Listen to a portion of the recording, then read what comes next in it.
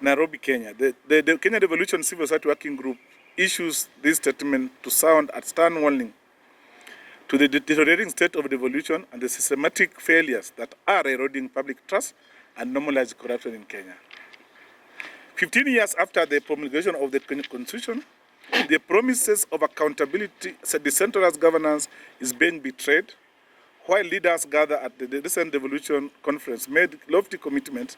The lived realities of millions of Kenyans is one of the crumbling healthcare services, persistent water scarcity, and abandoned project due to rampant graft and fiscal mismanagement.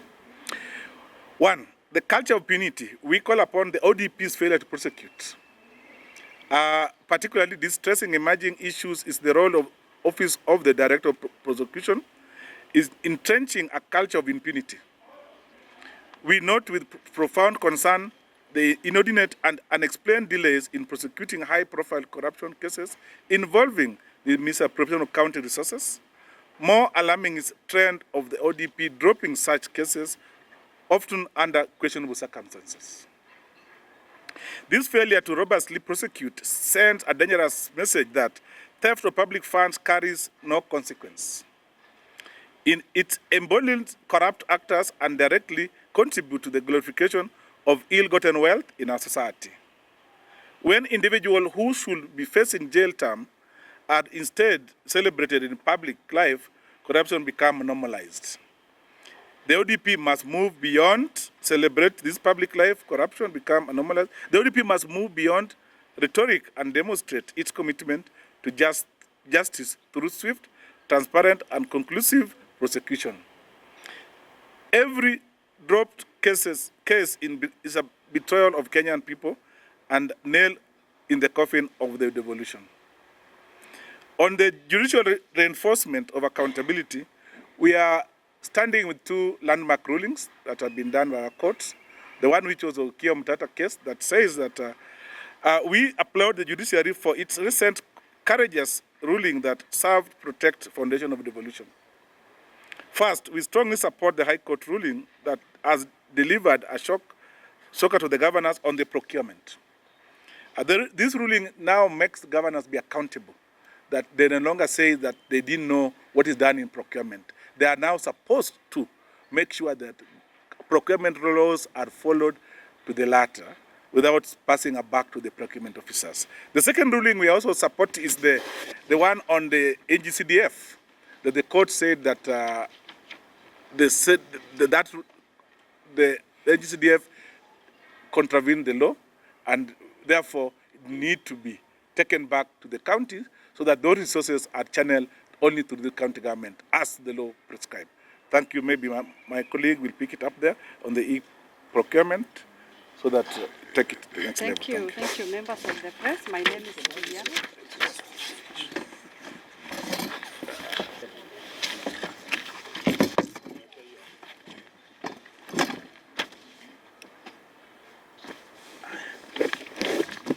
Thank you once again, members of the press. My name is Juliana Katimwa, and I'm going to read a statement on the urgent imperative for e-procurement.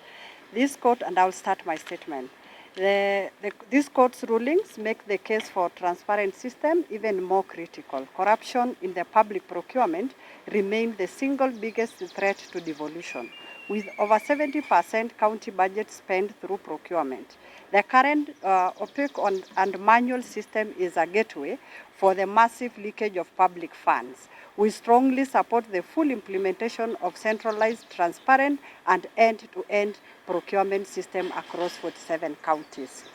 If procurement is to have any meaningful positive impact on the lives of Kenyans, we must fix this gaping hole. We are therefore calling for an immediate and formal partnership between the Kenya Devolution Civil Society Working Group, the National Treasury, and the Public Procurement Regulatory Authority to develop and effectively roll out a mandatory e-procurement system. This system must provide real-time public access to all tenders, awards, contracts, and payments scheduled to ensure accountability to every step, directly supporting the judicial demand for compliance. Thank you very much.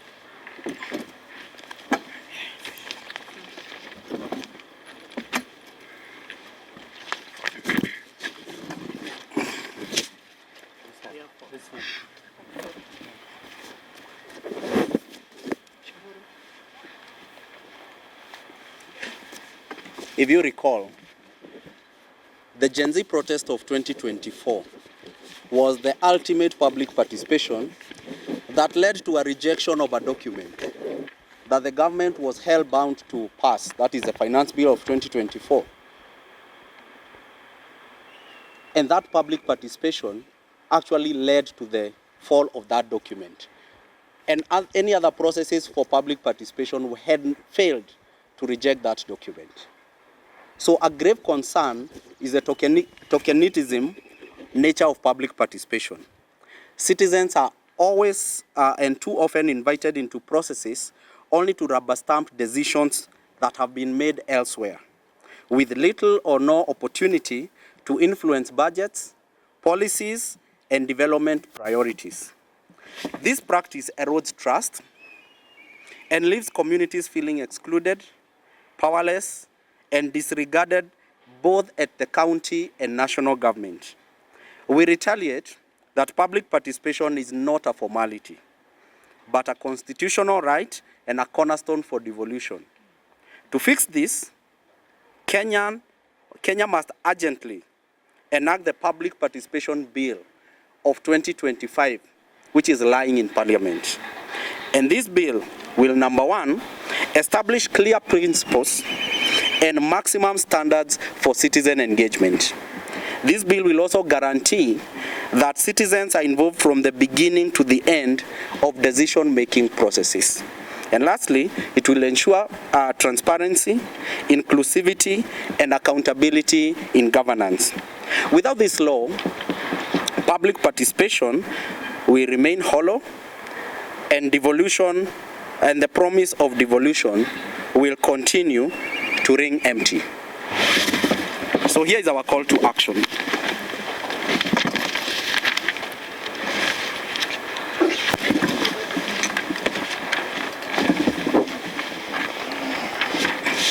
So as Kenya Devolution CSO Working Group, this is our call to action to the actors. On transfer of functions, we want IGRTC to move with speed to complete the process of costing, and that should inform the next division of revenue compensation with a formula expected to come out in December 2025. And we want to see those resources factored in the county's share of revenue for the financial year 2026-2027. On corruption, we want all the agencies to work and to be seen to be working, including the Office of the Directorate of Public Prosecution. They must fast-track investigation of all cases, graft cases, including devolution-related cases, and if necessary,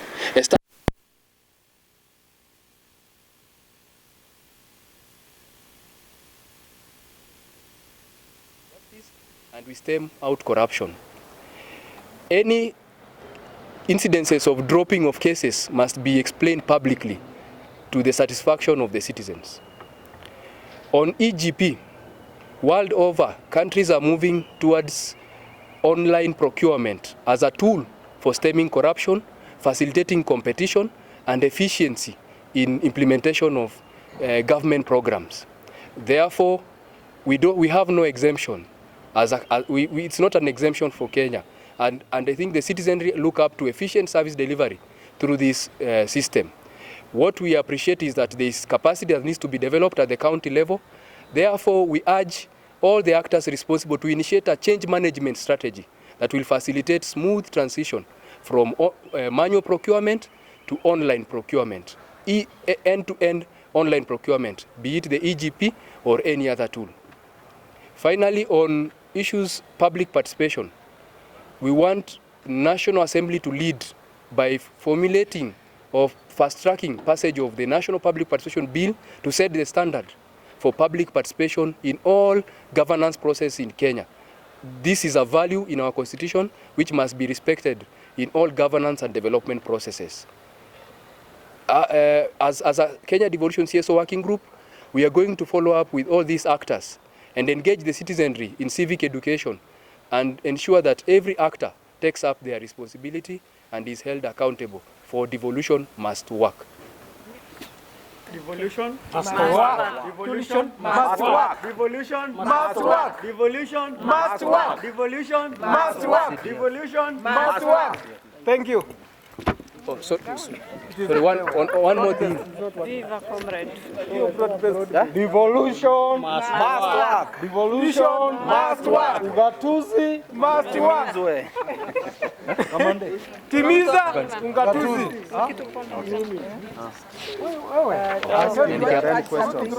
Any questions? Sorry, any questions? Munaenda?